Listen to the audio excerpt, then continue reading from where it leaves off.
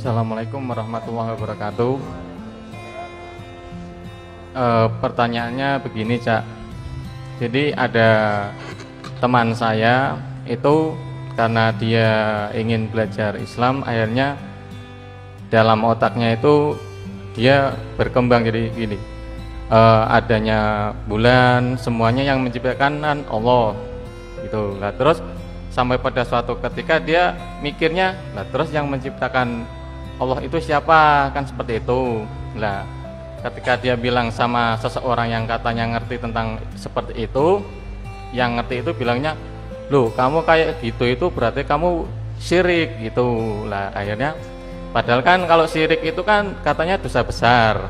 Nah terus kan akhirnya yang tadinya mau bersemangat itu kan akhirnya kan down seperti itu. Nah terus kok Allah di hati gitu, sedangkan Allah itu kan di luaran gitu, kenapa kok dia di hati, jadi bingung gitu lah. Mohon dalam kasus ini mohon penjelasannya. Terima kasih. Oke, sebentar ya, yang lainnya sabar dulu Mas ya. Oke. Gini loh, ini banyak bapak-bapak kita tuh malas berpikir ya. Syirik itu kan artinya Anda menyekutukan Allah, menuhankan yang selain Allah, itu namanya syirik. Itu tadi kan tidak ada hubungannya dengan itu, kok disebut syirik gitu. Ini mergo kesat berpikir. Jadi itu jawabannya, tafakkaru anil kholqi wala tatafakkaru anil kholik. Pikiran sing digawe Gusti Allah, ojo mikir Gusti Allah. Kalau dia mencari Allah melalui pikirannya, oh aku yang ngono cilekanku, jajal nek anjane Gusti Allah iku sakti, nggawe ya Gusti Allah liyane sing iso ngalahno dheke, ngono aku. Itu kowe meng kaya ana jurang, kowe mlebu apa ora meng ngono tok. Jadi pikirkanlah makhluk Allah, alam, manusia, jin, malaikat masih boleh. Tapi jangan pikirkan kholiknya, jangan pikirkan penciptanya. Jadi jangan mikir Allah karena tidak sampai. Hatimu aja hanya bisa rindu kok, apalagi pikiranmu ngitung rambut lho ra iso. Kok mikir Gusti Allah ono sing gawe apa ora. Kayak kon ngitung rambut sik lagi mikir Gusti Allah. Rambut isor dhuwur, aja meng dhuwur tok. Oh ya, jadi itu ndak syirik, itu dia mencari Allah kan baik, ojo disyirik-syirik, ojo dipunggel-punggel, ngono ki lho do keset ki lho. Keset itu artine wong golek salah titik di sentak, sesat kok dinesoni iki lha ya aneh to. Kowe nganggo motor, lho ning di dalane iki, lho kok buntu, terus wong kampung teko, sesat ya kamu, sesat ya. Lebih ya tayo kudune ditulungi, malah dinesoni. Oh iki ora ngerti dalan lho, ki ning dia malah ditekani wong sak kampung. Ini sesat, ini sesat. Sesat kok dinesoni, sesat ki tulungono. Kuwi aku jan karena kesat gitu loh. Nek nulungi wong ki kudu sabar. Ngono ya, Dik ya. Satu ya. Jadi rumusnya itu tadi, ojo mikir Gusti Allah. Ambok nganti mudar ora tekan kowe. Terus apa? Lho Allah masa di sini kan Allah di sana ngono. Kuwi pekok meneh kuwi. Goblok. Ngene. Ruang itu yang menciptakan siapa? Waktu, manusia. Masa Allah berada di dalam ciptaannya? Kowe nggawe toples, njur kowe urip ning jero toples ngono. Piye? Gusti Allah ki ora iso kok. Di mana Tuhan itu cuman bahasa sastra. Jangan dijadikan bahasa matematik atau bahasa material. Tuhan tidak di mana-mana, wong di mana-mana itu di dalam Tuhan kok. Yang memuat semua itu Tuhan. Lho kok Gusti Allah didoleki? Ya ning kono ning ndi ana. Aja meneh Gusti Allah banyu ning ndi ana kok. Pira jumlah banyu? Berapakah jumlah air? Satu, betul enggak? Tapi di sana ada, di sana ada, di sana ada. Wes banyu yang ngono apa meneh Gusti Allah kok doleki. Wes kowe iki cinta wae, tresno wae, percaya wae. Aja njur kowe pengen buktek-buktekke kowe Gusti Allah kandhanono. Aja meneh kowe le Nabi Musa iki semaput. Nabi Musa ngene, ya Allah, mbok saya dijadikan Muhammad, kata Nabi Musa. Terus Allah, yo sok-sok no Muhammad ini. Burung lahir saiki, kata Allah gitu. Kuwi sok-sok 200 tahun meneh.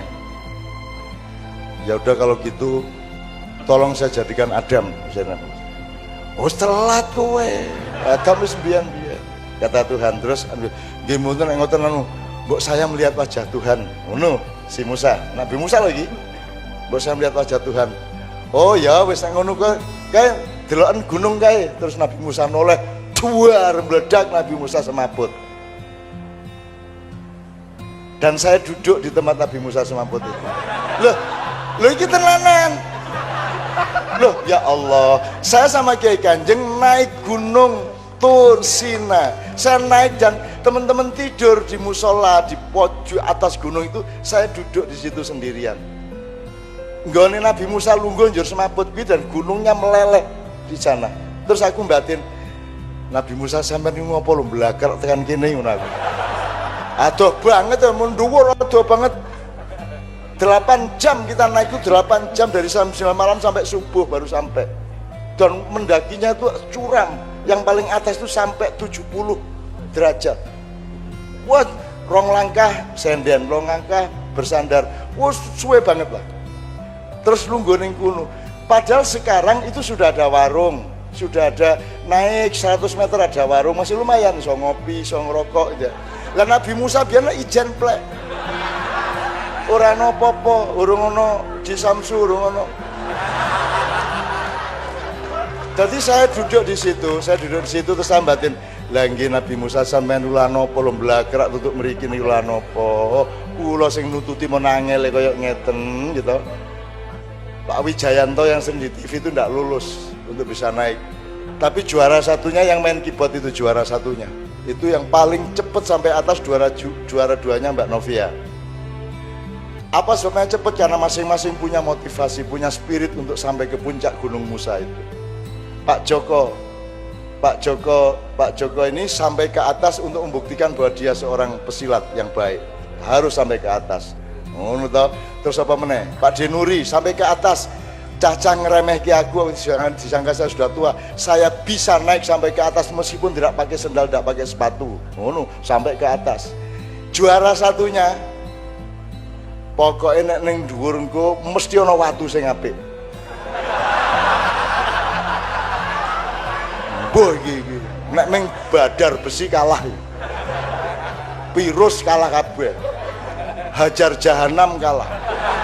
Wah, juara satu kayak wong iki. Jadi orang mencari Allah itu motivasinya bisa macam-macam. Jadi mari kita hormati teman Anda itu, dan kok senengannya duding-duding wong ki lho, mbok dikandani, mbok dikancani yo. Saya sering ngancani anak seperti itu, gitu loh. Rumusnya sangat jelas, Nabi Musa ora lulus. Aja meneh kok nek karo Gusti Allah. Karo Nabi Khidir ora lulus. Nabi Musa kuwi. Sehingga Nabi Khidir mengatakan hadza firaqun baini wa bainak. Inilah saat perpisahan antara engkau dan aku. Karena aku sudah bilang sama kau wahai Musa, silakan ikut aku tapi jangan tanya apapun yang saya lakukan. Terus Khidir bocorkan kapal, Musa tanya, lu kok dibocorkan? Lu aku wis kondojo takon. Gitu? Ikut lagi jalan, terus ada anak kecil dicekik sama Nabi Khidir. Loh, kok dibunuh? Jare Nabi Musa, lho kowe iki piye ta? Kok wis kondojo takon. Sekali lagi kamu tanya, kamu ndak lulus. Terus Nabi Khidir menegakkan pagar. Sudah nggak lulus dia. Ditanya lagi. Kan gitu. Nabi Musa nggak lulus. Oh. Nabi Musa, gitu loh. Jadi orang apa-apa wong golek ki apik. Kowe ora iso nemokke Gusti Allah. Gusti Allah sing mara nang kowe. Lho, pancen iya. Nek kowe ora mungkin mara nang Gusti Allah. Gak sapa kowe iki, kan gitu. Aku tidak mungkin mendatangi, maka Allah mengatakan, wahai hambaku, kalau engkau melangkah satu langkah kepadaku, aku melangkah satu depa kepadamu. Kalau engkau melangkah satu depa kepadamu, aku melangkah satu penggalah kepadamu. Kalau engkau berjalan kepadaku, aku lari kepadamu. Itu Allah ngomong gitu. Dan hidup itu pencarian, bukan kesimpulan. Tidak ada orang pasti tahu, itu tidak ada. Tidak ada cum laude kayak apapun, tidak pasti tahu. Cuman berharap tahu, mudah-mudahan tahu. Relatif semuanya. Jadi tidak ada orang yang mengerti Allah, tidak ada. Menguasai Quran, mbahmu raiso. Orang iso menguasai, karena Quran tiap hari berkembang di dalam kesadaran dan kekagumanmu. Tiap hari dia punya makna baru. Apalagi Allah. Jadi jangan mencari Allah dengan konsep materi.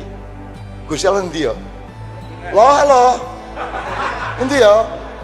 Gusti Allah didoleki di ruang dan waktu. Ruang dan waktu ada di dalam Allah, bukan Allah ada di dalam ruang dan waktu. Cerai ya Mas ya? Cerai ya Mas ya? Oke, jadi temani dia ya tolong. Dan sama Allah itu jangan nyari dengan konsep kue golek kacang, kue arep ndelok apa. Wong kue entut kowe ora iso ndelok ya, entut ora iso ndelok. Dikongkon ngitung rambut, sing iso ngitung rambut kuwi mung Abu Nawas. Sing iso ngitung jumlah bintang di langit hanya Abu Nawas. Dia disuruh oleh Sultan Harun ar-Rasyid disuruh menghitung bintang. Dihitung sama Nabi Abu Nawas, terus dia bawa kambing 3 ke istana. Lu ada apa nih kok bawa kambing? Katanya saya suruh ngitung bintang. Hubungannya apa? Jumlah bintang sama dengan jumlah bulu kambing 3 ini. Kalau Baginda tidak percaya silakan kirim tim untuk menghitung. Ngono kuwi. Lah kowe nek jawab wong ngono kuwi ya ngono kuwi wae. Lah rumangsamu. Ngono ya. Ya Mas ya. Oke.